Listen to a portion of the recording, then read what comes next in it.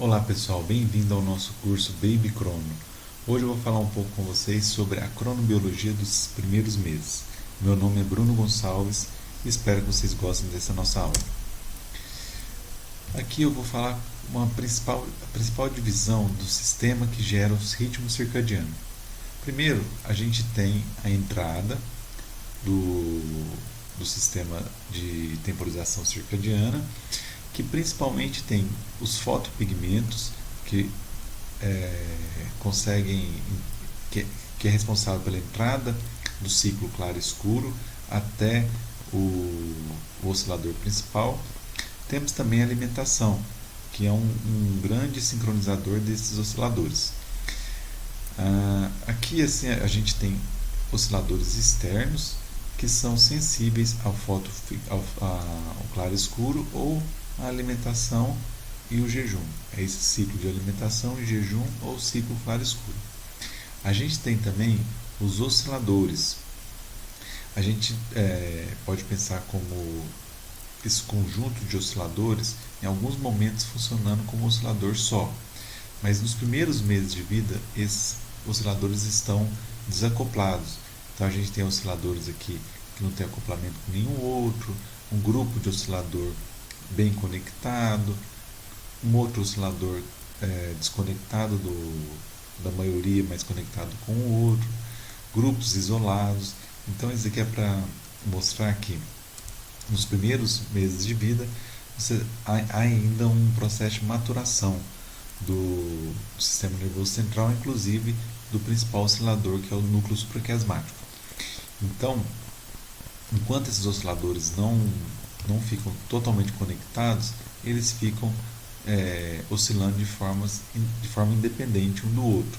Alguns que estão mais conectados conseguem se sincronizar, mas a saída ainda não é toda bem definida. Uma fase só de repouso bem definida, uma fase longa de repouso, uma fase longa de atividade. Por isso que o ritmo dos bebês no início da vida é bem fragmentado, porque, por exemplo, esse grupo de oscilador pode dizer está na hora de ficar acordado, esse único oscilador fala que está na hora de dormir. Então há essa desincronização entre os osciladores e por isso o ritmo é tão fragmentado, não é? E há também osciladores que são sincronizados pelo social, e essa saída faz com que o bebê interaja com o meio externo, principalmente com a mãe inicialmente, depois com o pai e assim com as outras pessoas que estão ao redor dele.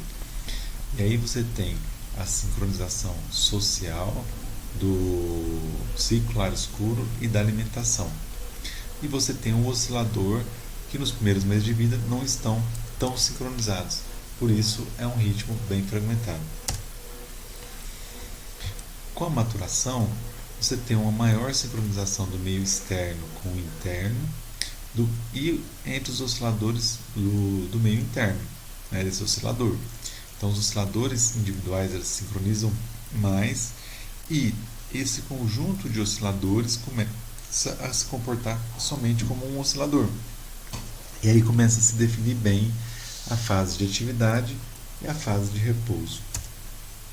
Então só para a gente ver, comparar aqui, a gente tem nos primeiros meses de vida, colocar nos primeiros dias de vida, os osciladores desacoplados, e já quando está bem maturado o sistema nervoso central, os osciladores bem mais acoplados.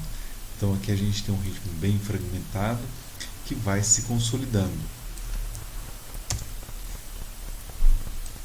Quando a gente pensa no meio externo, a gente tem como entrada no oscilador o ciclo claro-escuro, a alimentação e a relação social que o bebê tem.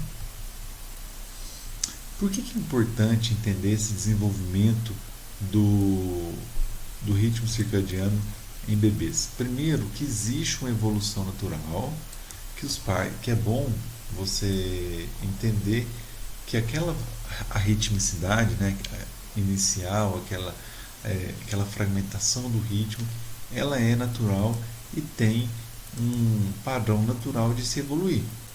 Então a evolução é natural e isso faz com que você consiga trabalhar bem a expectativa dos pais, que é um processo que vai passar, que vai haver uma consolidação.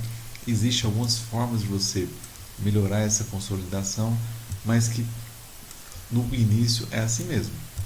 É importante também entender esse desenvolvimento para você entender o que é um desvio natural, um desvio nessa natureza, nessa evolução natural do desenvolvimento, e o que é um desvio que realmente é prejudicial.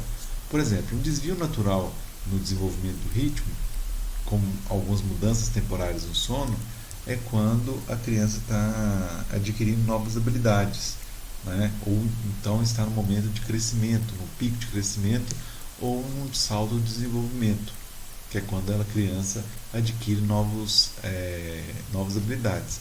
Então você tem sim mudanças temporárias no sono, com o sono mais agitado, mais fragmentado, aquela fase.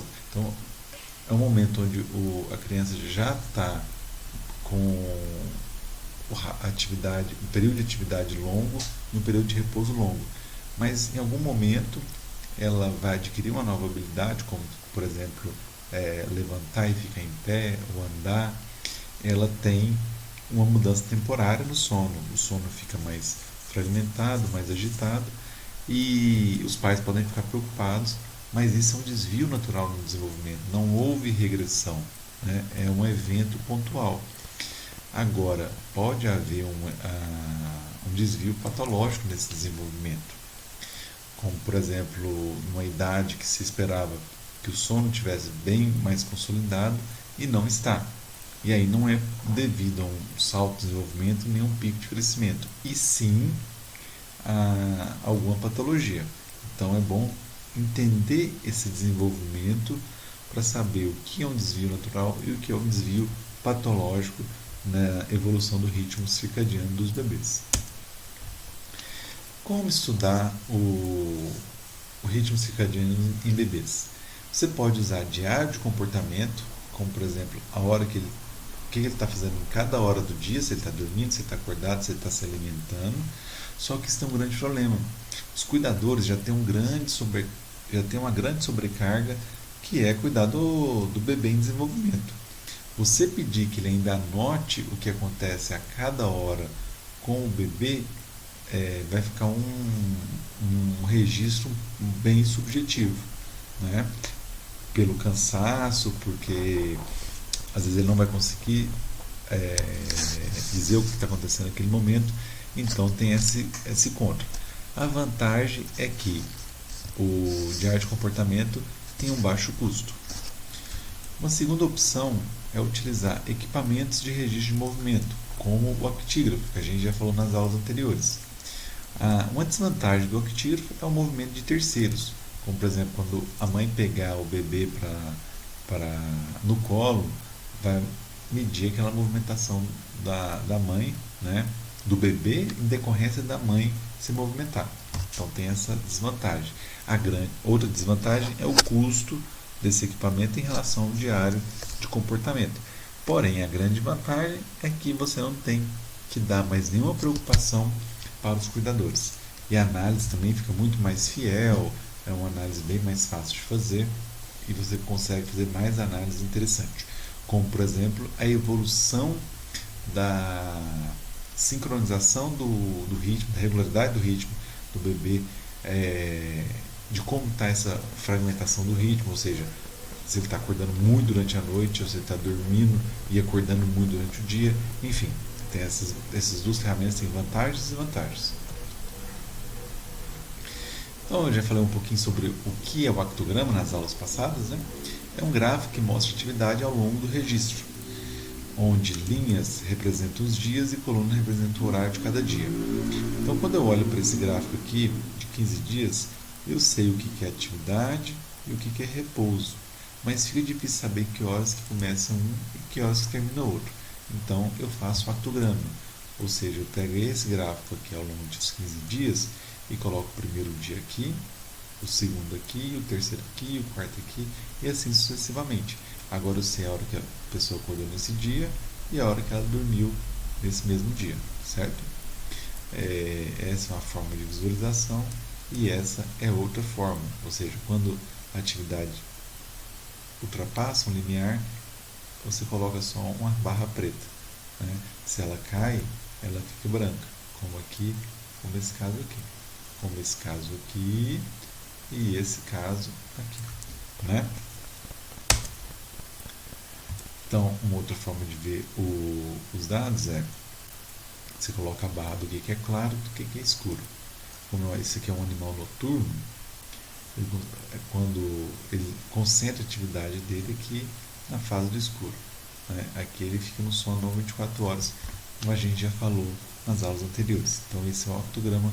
Estou falando isso para a gente entender os próximos slides. Só para reforçar, aqui eu tenho um registro de atividade a cada minuto durante 27 dias. Eu não consigo identificar muita coisa em relação a isso, que horas começa a atividade, que horas termina. Então o octograma, como é que ele é feito? Eu pego aqui aqui nesse caso tem 5 dias. O primeiro dia eu coloco na linha superior. O primeiro dia aqui, né, eu coloco aqui em cima, o segundo dia aqui, o terceiro, o quarto e o quinto. Eu posso criar também um dia fictício, que é a média de todos esses 5 dias. Ou seja, o primeiro minuto aqui do dia fictício é a média do primeiro minuto desse e desse dia, certo?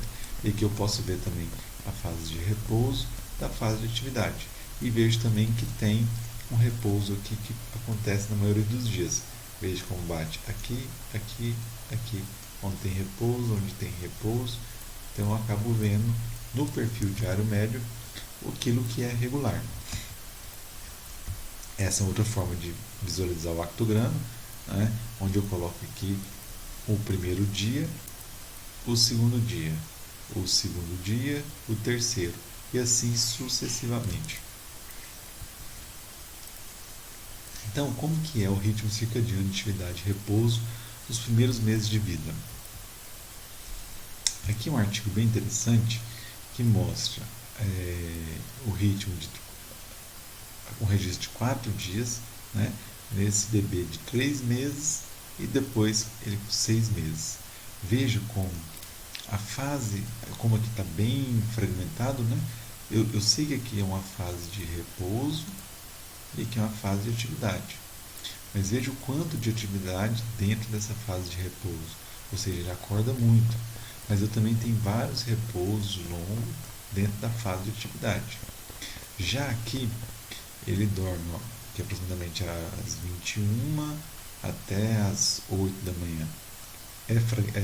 Tem bastante movimento durante o repouso? Tem até uns movimentos bem intensos, mas já está bem mais consolidado do que esse daqui. Então aqui esse octograma consegue nos mostrar a evolução do ritmo quando eu comparo 3 meses com 6 meses de vida, certo? Esse gráfico é bem interessante porque ele mostra o ritmo do bebê com o ritmo da mãe. E aqui eu também consigo perceber a evolução do período existente em cada uma dessas faixas aqui. Então, do primeiro dia aqui até esse dia, eu tenho um período de 12 horas, enquanto a mãe está bem sincronizada. O que significa esse período de 12 horas? Significa que ele tem um período de atividade e repouso em 12 horas e outra atividade e repouso em 12 horas. Ou seja, está dormindo, acorda, dorme, acorda. Dorme, acorda, dorme, acorda. Ou seja, num dia ele tem 2 períodos de 12 horas. O que não acontece com a mãe. A mãe está acordada, dorme. Ou seja, em 24 horas tem só 2 períodos distintos. Dormindo, acordado. Por isso que o ritmo dela é de 24 horas. Mas veja que com a evolução do ritmo, ele passa desse ritmo que a gente chama de bimodal para um ritmo unimodal, que ele tem agora só um período de 24 horas. Né?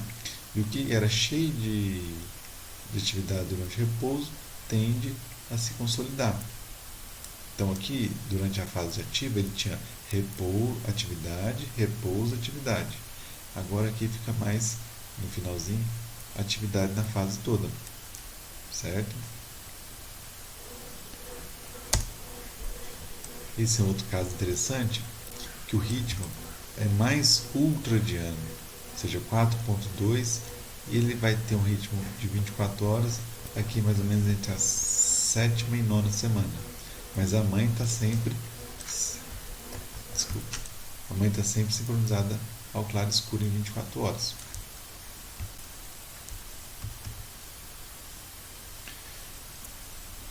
Outra análise interessante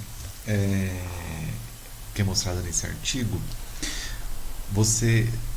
esse artigo ele faz o seguinte, ele compara a sincronização entre mãe e filho, que é esse quadradinho aqui, e pai e filho, que é essa bolinha aqui.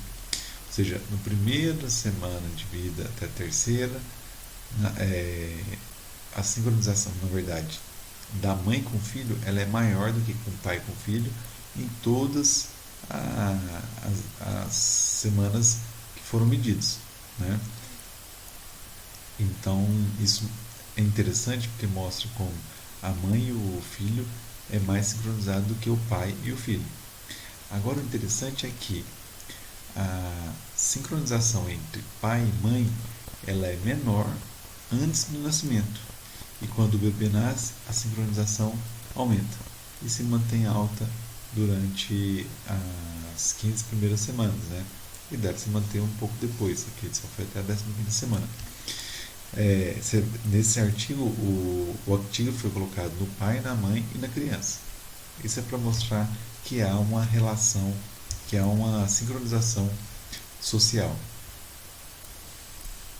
Esse outro artigo, que é bem interessante também, que ele mostra o desenvolvimento do sono, do ritmo de sono e vigília em dois grupos de crianças, aquelas que nasceu pré-termo e aquelas que nasceu em termo, né?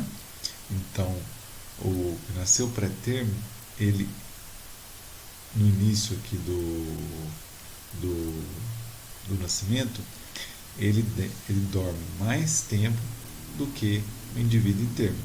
Isso nos dois vai caindo ao longo do desenvolvimento, ou seja, o tempo total de sono ele cai ao longo do desenvolvimento.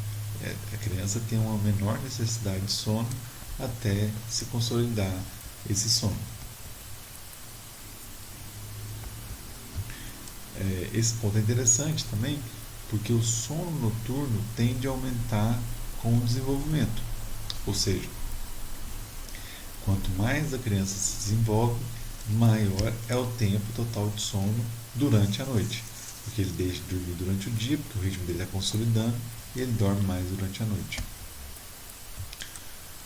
O sono diurno também tende a reduzir, assim como o tempo total de sono, né? O tempo diurno tende a reduzir com a evolução do ritmo. Ou seja, quando o oscilador tende a ficar mais sincronizado, ele tende a concentrar a atividade o sono durante a noite. Se ele concentra o sono durante a noite, o sono durante o dia tende a reduzir. Então, quando eu analiso qual é o período de sono mais longo, né, para cada dia naquele mês e faço a média, esse tempo total de sono, ele tende, esse sono mais longo, ele tende a ficar cada vez maior ao longo do desenvolvimento. Ou seja, a criança, qual que é o maior tempo total de sono dela nos primeiros meses? Menos de 4 horas. Depois vai para 5, 6, 7, e aí fica ali perto de 8, até ele ter um sono próximo de 8, 9 horas, 10 horas, dependendo do grupo, né? Mas para todos esses grupos, o maior sono, né, o maior período de sono, tende a aumentar com o desenvolvimento. Por que isso acontece? É aquela maturação do sistema de osciladores. Esse é um outro artigo que mostra a evolução da temperatura e da atividade. Então veja aqui a atividade aqui, ó, essa atividade é essa, né? A atividade nos primeiros 15 dias, você não consegue identificar bem o que é atividade e repouso, né? Já a temperatura, ela já começa a mostrar que ela tem um pico mais ou menos entre meia-noite e 6 da manhã. Com um mês, veja que a atividade já começa a ter uma definição melhor. Então aqui eu tenho a fase ativa, aqui o repouso, né? Com 3 meses eu já tenho uma definição maior, atividade e repouso. Com 6 meses essa definição fica bem melhor. Aqui é atividade, aqui é repouso. Isso também acontece com a temperatura, fica bem mais definido o que é a temperatura baixa e a temperatura alta. Lembrando que a temperatura periférica ela é maior na fase de repouso. Outro ponto interessante que mostra que esse artigo mostra bem parecido com o que a gente está falando, é que com a evolução do ritmo de 4, 8, 12 semanas, na mãe não tem grande diferença. Já na criança, com 4 meses ela tem um pico aqui, uma macrofase, a amplitude do ritmo ela é menor do que a amplitude com 8 semanas, que é menor do que a amplitude com 12 semanas. Ou seja, o que faz essa evolução a evolução ela é percebida mais no ritmo da criança do que no ritmo da mãe. Esse mesmo artigo mostra algo bem interessante, que a regularidade do ritmo da mãe ela é maior do que da criança, só que ela não cresce tanto ao longo do tempo, né, da evolução da criança, quanto ao ritmo da criança. Então aqui é a regularidade nos 4 semanas, 8 e 12. Ou seja, tem um crescimento aqui que é natural. E era isso que eu estava falando. Você sabe do crescimento natural e tem crescimento que pode ser patológico. Então, se a gente tem indivíduos controles e a gente sabe como é que é essa evolução, se a gente encontrar alguma criança com evolução diferente ou valores diferentes, a gente pode identificar, né, como é que está essa evolução e até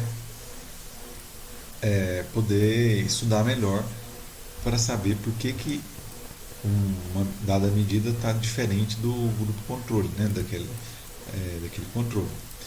A fragmentação dos bebês é maior do que das mães, porque a mãe já é um adulto com um ritmo bem consolidado, já a criança tem um ritmo mais fragmentado. E essa fragmentação ela vai reduzindo ao longo do passar das semanas. E a tendência é que com o tempo essa fragmentação reduza tanto que fica próximo da fragmentação da mãe. Essa fragmentação reduzindo é a mesma coisa que você dizer que ele está dormindo menos, acordando menos durante a noite e está dormindo mais durante a noite e dormindo menos durante o dia. A amplitude do ritmo da criança ela vai aumentando durante o desenvolvimento e ela é sempre menor do que a amplitude do ritmo da mãe.